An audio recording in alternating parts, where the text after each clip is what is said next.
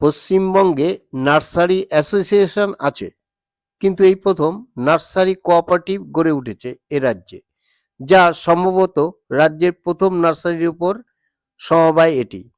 হুগলির বলাগড়ে এই cooperative society গড়ে উঠেছে, যার সদস্য সংখ্যা এখন 65। বলাগড়ে এই মুহূর্তে 1200-র উপরে নার্সারি গড়ে উঠেছে। এদের গাছগাছালি রাজ্যের বাইরে চলে যাচ্ছে। সারা দেশে এই নার্সারির চাহিদা রয়েছে। বলাগড়ে কয়েকজন নার্সারি ব্যবসায়ী মিলে এই ধরনের একটি সোসাইটি গড়ে তুলেছেন। গত 19শে নভেম্বর পরিদর্শনে আসেন নাবার্ডের হুগলি জেলার ডিডিএম সহ অন্যান্য আধিকারিকরা। সময় সপ্তাহ উপলক্ষে একটি আলোচনার আয়োজন করা হয়েছিল এই সোসাইটিতে।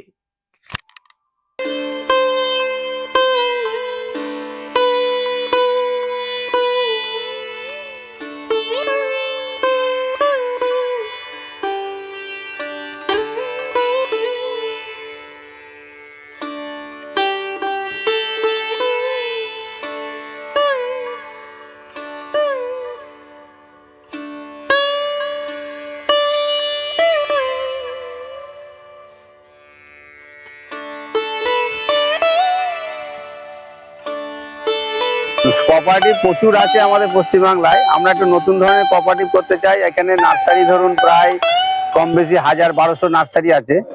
আর এই নার্সারিদের কয়েকজন মেম্বারকে নিয়ে আমরা একটা নার্সারি কোঅপারেটিভ সোসাইটি করেছি।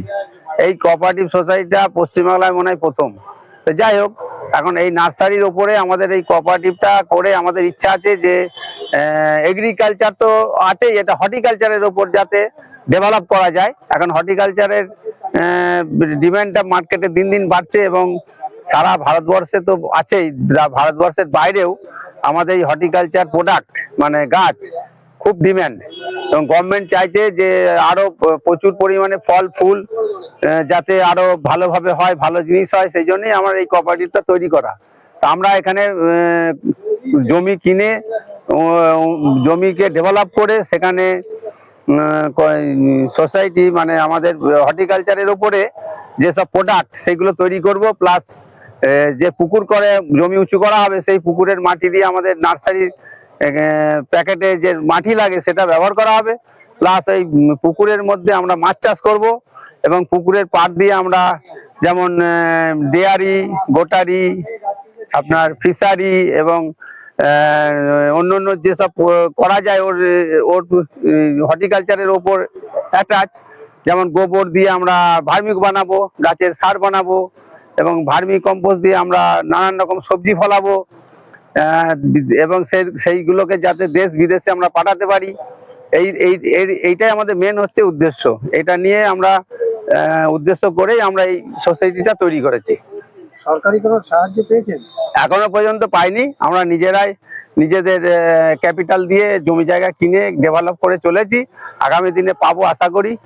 এই বিষয়ে আমাদের উপর মহলে কথাবার্তা চলছে যদি করা যায়। এবং আজকে আমাদের কাছে যেরকম নাবার্ডের ম্যাডাম এসেছিলেন, উনাকেও বললাম যে এর উপরে যদি কোনো কিছু আমাদের সুযোগ থাকে করে দিতে। এই পর্যন্ত কথাবার্তা চলছে।